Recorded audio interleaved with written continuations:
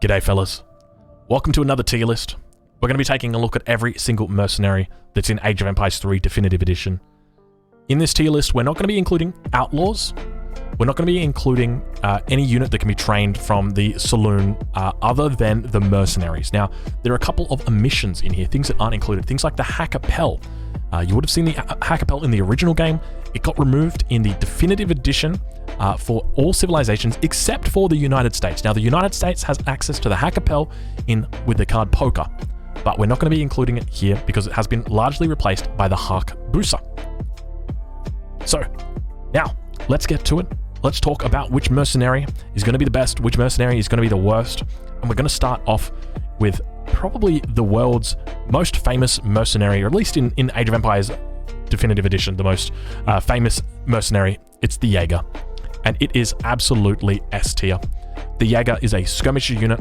It has got beautiful multipliers against heavy infantry, against dragoons, and it builds a large, potent mass inside your skirmisher mass already, and it enables you to really strengthen it up. So a couple of civilizations have got access to the Jaegers, civilizations like the British, the Germans, the Swedes, and the Jaegers are an important part of most of those civilizations' strategies, with the exception of maybe the British. The British don't always need them, but they are included in some matchups against some civilizations. But for the most part, whenever you can train Jaegers, it is always a great thing. Whenever you can ship Jaegers. Obviously, the Swedes have got access to Jaegers as well. Jaegers for the Swedes are a little bit different to the normal Jaeger in that they, being trainable, cost a lot of coin. So 200 coin each, so they're quite expensive as well. But when you're shipping them from the home city, definitely an S tier unit, and they are going to be, you know, they've been an important part of Age of Empires 3, and strategies have been built around them. Now, the next unit that is going to be in the S tier, very infamous, it's the Mameluke. Now, the Mameluke is an absolute tank.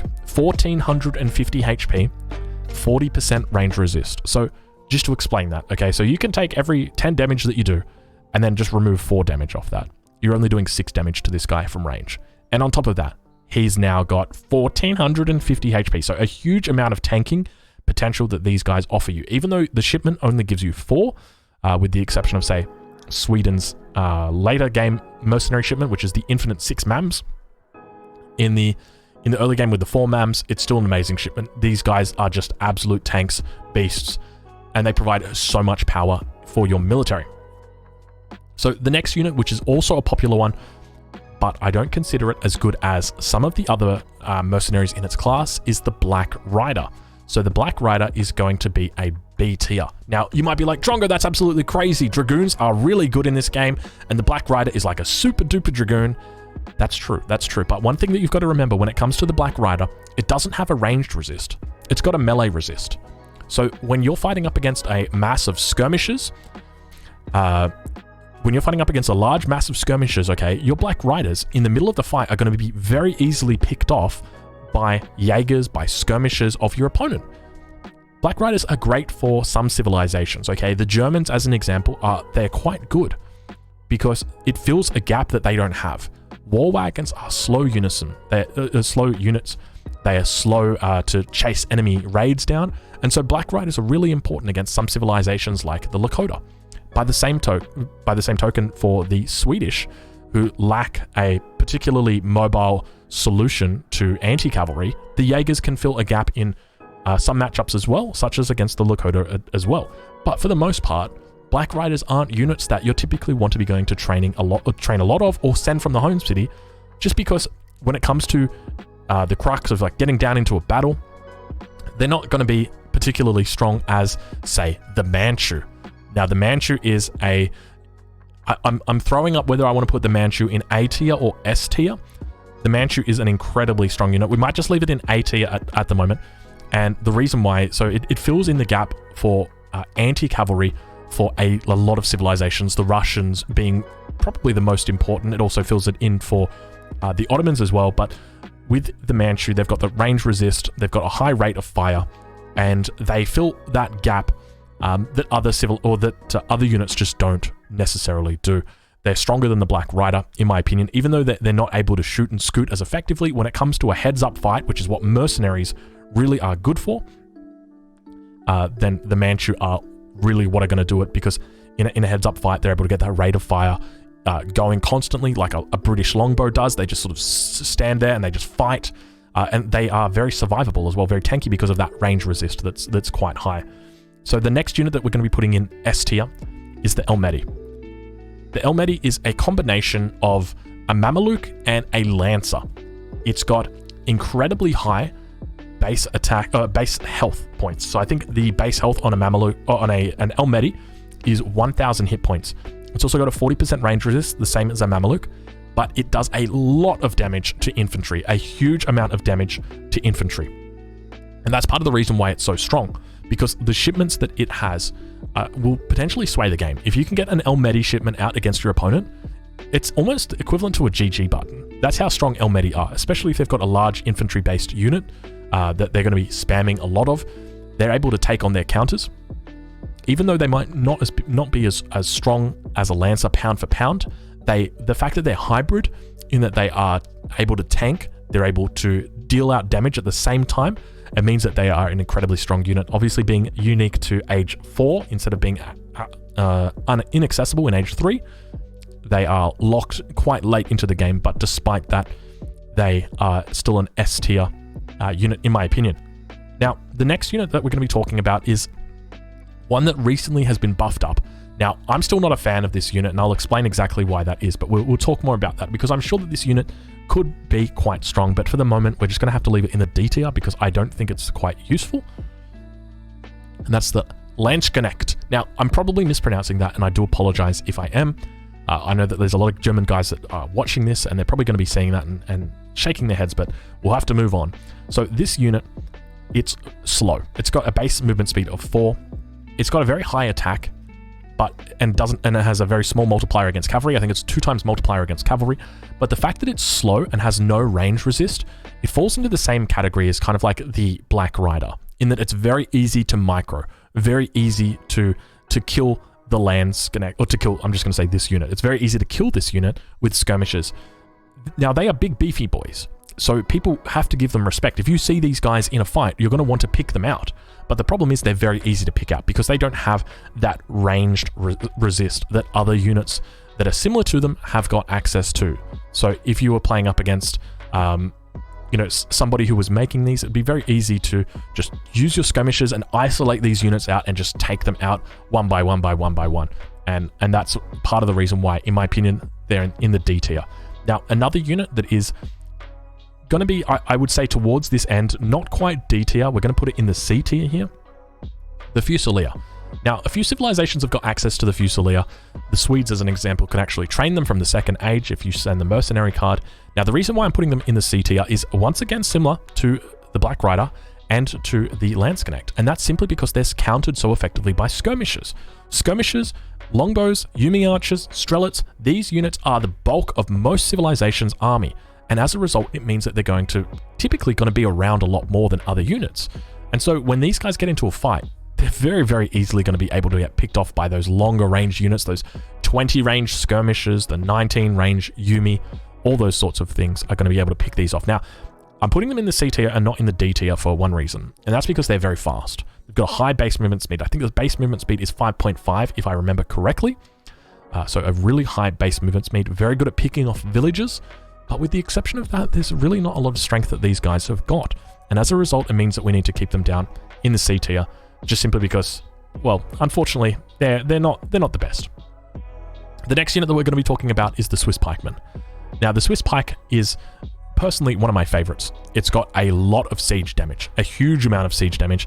The shipment that it sends for the Dutch, as well as for a number of other civilizations, provides a huge amount of pikes. I think it's 12 pikes, so really quite decent. And when you stack them all up on top and you start sieging with them, it can really create quite an oomph for both siege as well as for defending units. And so it's for that reason I'm going to stick them in the A tier. I'm not going to put them up in the S tier, where some people would think that they belong.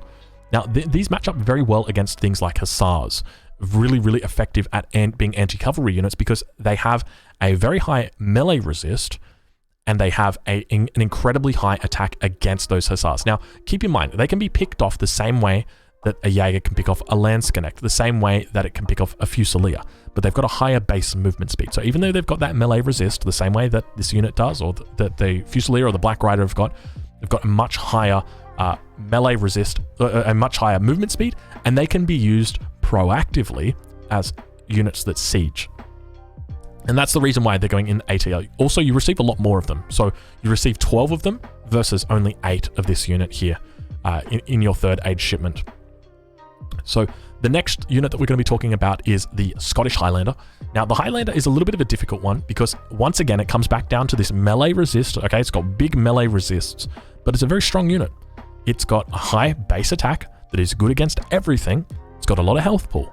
So it's very effective against cavalry, very effective against, smaller amounts of units. And it's for that reason I'm actually going to put it at the start of the B tier. Now, there are exceptions to this, okay? So, as an example, you can do a Swedish Fast Fortress and get Black Riders, or you can do a British Fast Fortress and get Black Watch. There are all different types of build orders that you can get. But once again, it falls back into this same thing. All of these units are countered by the Skirmisher. And the Skirmisher, obviously being the biggest and the most important part of an army, it's going to be able to deal with these effectively. The Highlander is very good at raiding, very effective at obtaining map control.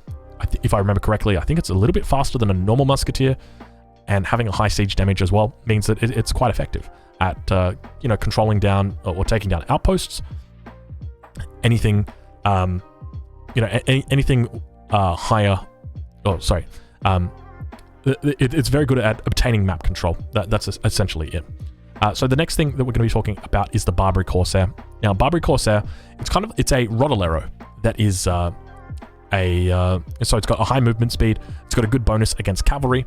Now, this unit, it's got a high melee resist once again. So we're going to be moving that into the C tier. So we're not going to be quite putting it down in the D tier. It's got that high base movement speed, the relatively high attack, but the issue is it's got a low health pool. Now, you don't get a huge amount of them in the shipment, so the Ottomans have got access to this shipment, and it's not the best investment of resources. Typically, it's filling a gap that, for most civilizations, don't need this gap filled. The Rodolero is a good unit, but the Barbary Corsair, unfortunately, it's an expensive, almost a bit of a waste of space. So as a result, it means it stays in the C tier, and normally people should avoid making these, unless they're memeing on their opponents, in which case, go for it. So the next unit that we're going to be talking about is the Napoleon gun. So the Napoleon gun is a new addition in the definitive edition. It is unique to the United States. They've got access to this through the New Hampshire?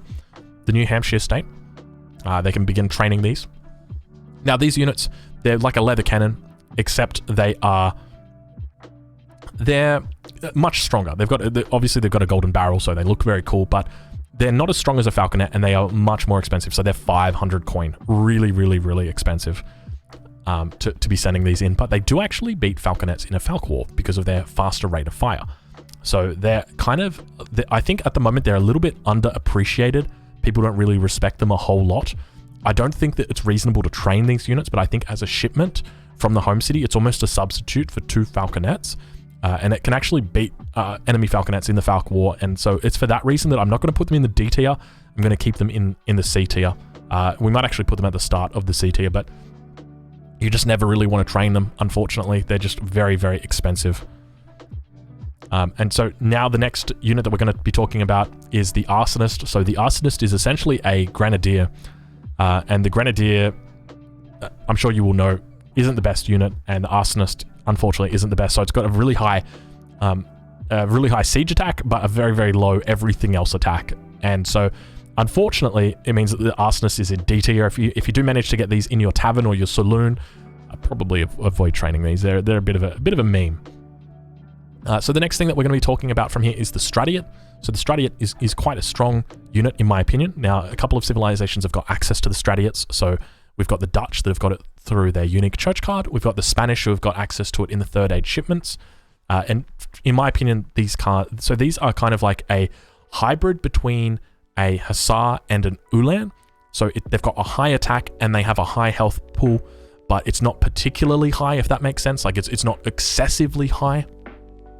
but they're still a very strong unit. They also have range resist instead of melee resist, which automatically puts them up to a very, very important part of an army, because they're much harder to get focused down by your enemy, and as a result, they go into the A tier, in my opinion.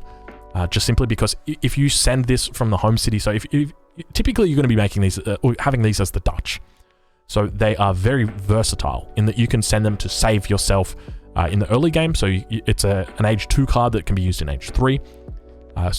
And you can mix 5 Hussars with them, and they become exponentially more powerful the more Hussars you mix in with them. So that's the reason why we're going to be sticking those in the A tier. The next one is the Lille Bombard. Now the Lille Bombard is a bit of a difficult one.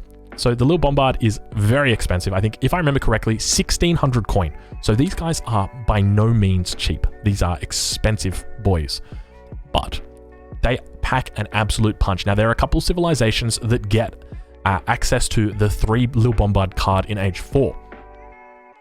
It's a bit of a meme. I don't think people actually send it, but when they do send it in, they can be very difficult to deal with, just because they've got such a high health pool. Now, I don't think that if you somehow manage to roll, these guys in your tavern and you see them in there, I wouldn't be going for them, just simply because if I spot my opponent making these, I just make a couple Culverin. And you got to think about the cost, right? If these are 1,600 coin each, and let's say you make 2 of them, that's 3,200 coin. How many Culverin is it going to take to nullify them? 2, 3 Culverin, and they're going to be fine. So somebody in the chat actually saying they're 1,200 coin. Okay, so there you go. So 2,400 coin. So I could make 2 Culverin, 3 Culverin, and very easily nullify that, and only have invested in 1,200 coin in it. So as a result, I don't think it's particularly strong. It would be like slightly above the Barbary Corsair, and even with the Barbary Corsair, I'd be almost tempted to just pull this down into D tier, just because I don't think it really belongs in C tier, because these units are at least a little bit viable. I don't feel that the Barbary Corsair is viable.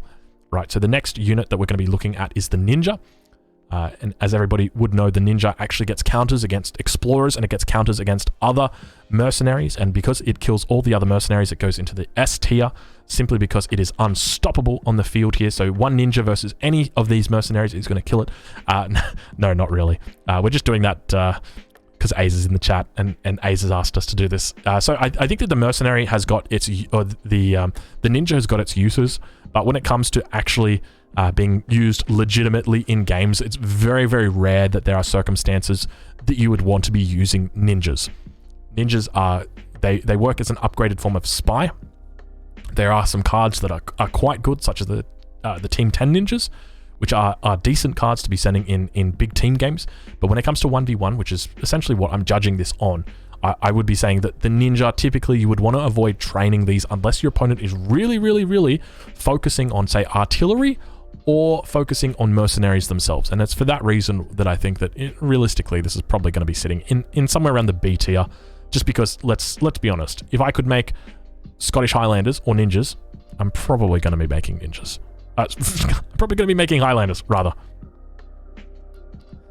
So let's move on to the next unit. So the next units, these units are more units that I wouldn't say that I'm particularly familiar with the exception of, say, the Ronin.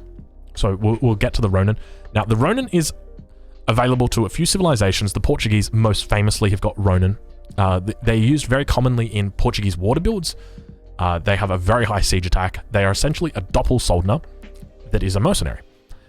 The issue with Ronin is very similar to a lot of the units that we see down here towards the bottom. And that is that they have a melee resist instead of a range resist. Now, they've got a big health pool. If I remember correctly, 540 health on a Ronin. But they've got 40 melee resist, which is very good against, say, something like the Cuirassier, or against a Hussar, or against a Stratiot, or an Almaty, or a Mameluke. But most of the time, Ronins are going to be essentially useless. They get a lot of siege out, and if you rush Ronins, sure, they could potentially be good.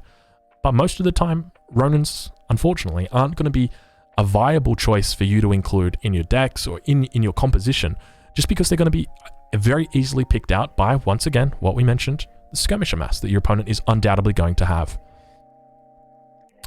Obviously, there are exceptions to this. You can pop Ronin the same way that you could pop Swiss Pikes, the same way that you could pop Ninjas or Barbary Corsairs, or this unit here that could be popped.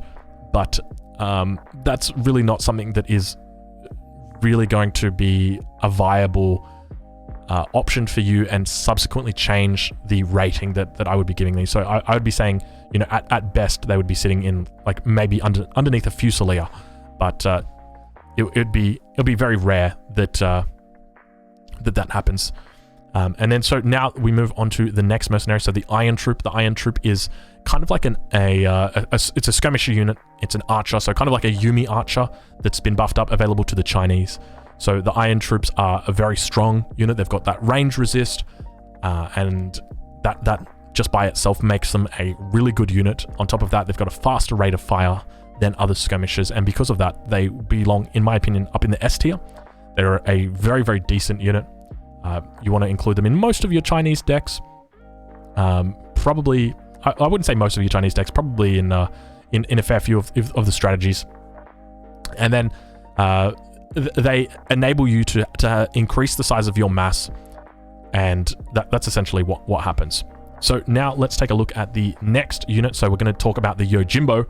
Now the Yojimbo was definitely something that I didn't think was a particularly strong unit, and that was until I saw A's 11 streaming with the Yojimbo. So the Yojimbo can be trained by the Japanese. Hey, whoa! I got something to report to you. We got Soldier coming in at the tier 1. Thank you very much, Soldier. Great to see you here. Welcome back for the 3rd month. Soldier is for anybody watching this on YouTube and wondering who is Soldier. Soldier is a incredibly talented player when it comes to Age of Empires 3. We've casted a couple games of him on the channel already, so great to see that he's a part of our community.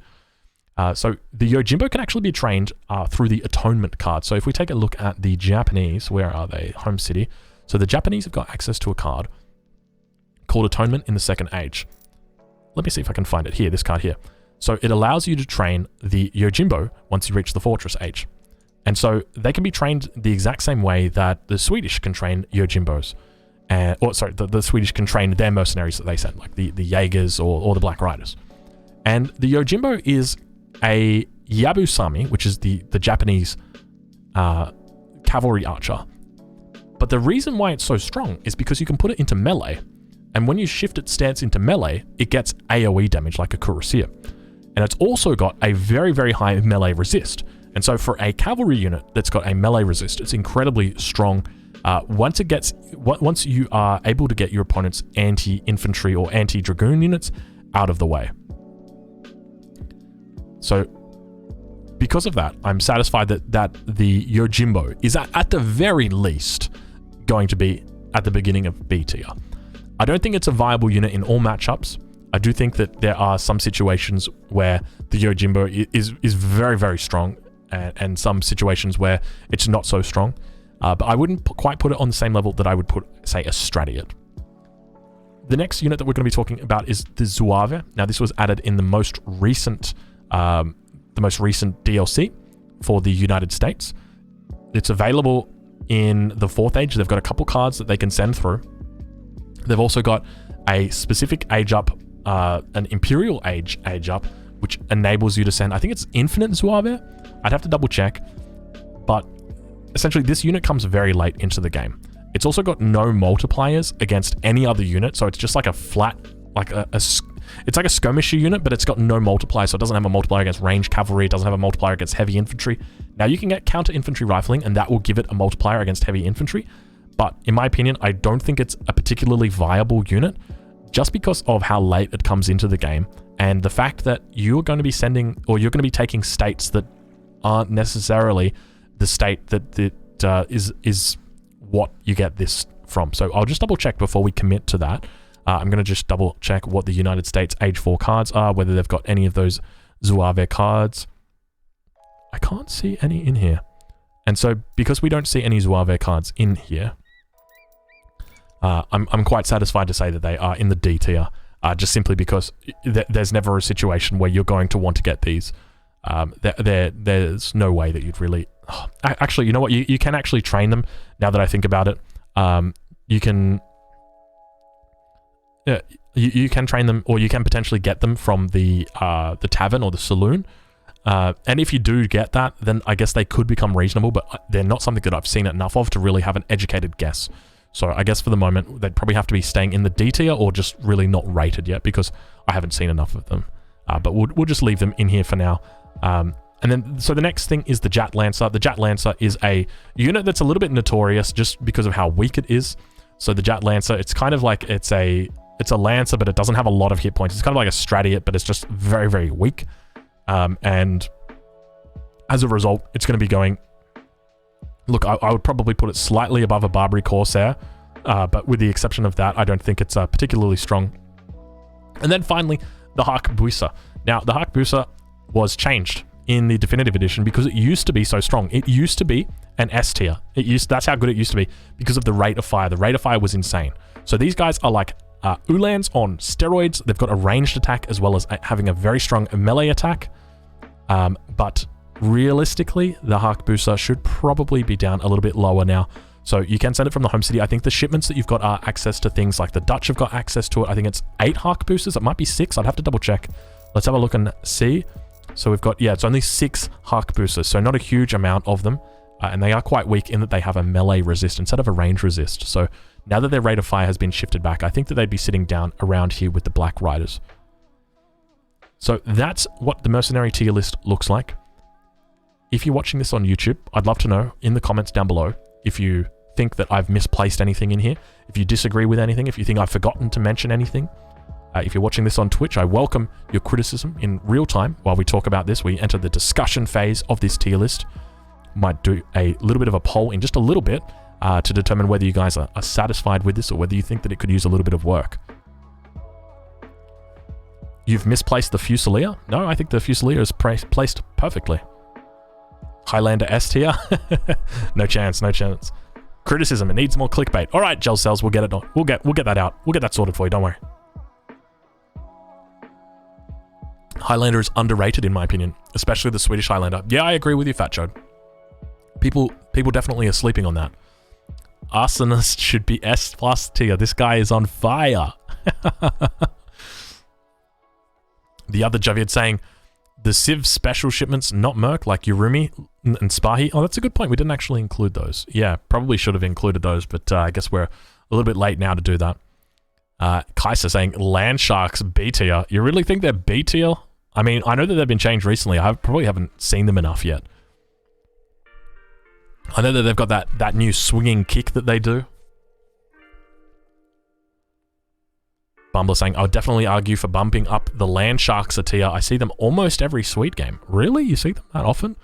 I would suspect that with Sweden, they'd just be making Corollians for their anti-cav.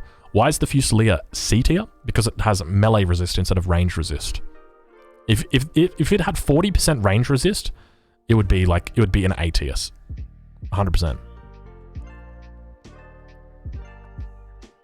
I think putting Zouave lower than Arsonist is kind of silly. They're not great, but they're not that bad. Oh, one of the things I mentioned is that I really haven't used the Zouave. I guess we could probably just put them at the bottom of C tier or like that, just primarily because I haven't used them enough. I suspect that if you get them from the at the tavern, then it'd actually be quite reasonable to train them.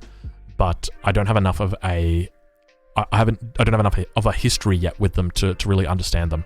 Sambi saying Zouave is a joke. 400 coin 2-pop for such a weak unit. There you go. I trust Sambi a lot, so we're going to be moving those back down to the D tier. There you go. 400 coin is a lot, actually. We got Pork in the chat. Do you consider the Jap Export Samurai a merc? Oh, true. Yeah, they do have that one. I guess technically no, but I guess technically yes. I don't know, Pork. That's a bit of a tough one. But that's an insane one. What's it called? The Hatamori or something? Hatamoto? Why are Almaty in S tier? They aren't used at all. That's a good question, Kiddo5. So it more comes down to... well, I would say that they are used. It's just you don't always see them in a lot of people's decks. So we see Spain use them a lot, if I remember correctly. I think it's Spain. I'm just going to double check. Spain Age 4. I think German Age 4 also has them as well in their deck. Gus! I got something to report to you. We got Dahlia11 coming in with the Prime Gaming. Thank you very much, Dahlia11. Great to see you here. Welcome back for the 3rd month in a row. So we've got the Almaty here from Spain, as also the Germans. Oh, that's the Indians. We could delete that home city. We wouldn't mind. So Age 4. So they get the 7 Almaty. Yeah, so these cards are both... I see these cards used quite often. I wouldn't say that I would see them in, 50% of games, but I'd say at least 20% of decks would probably have them. Portuguese get Almaty shipment as well. Yeah, there you go. Portuguese also get them as well. So I do think that they are incredibly strong. You get those out, they are literally going to turn the tide. Land sharks are truly underrated, even in normal games. In treaties, there's nothing stronger than a full army of clowns. I like that they're called clowns. All right, I'm going to put up a quick poll for you guys, and we'll make a determination on as to whether or what the community sentiment is regarding the quality of the tier list. So we're going to say great, good, okay, bad, super bad. They're your options. All right, I'll give you guys 2 minutes for the poll. So the poll is now going up. Quality of the tier list. Take your bet right now. Advanced church card tier list next.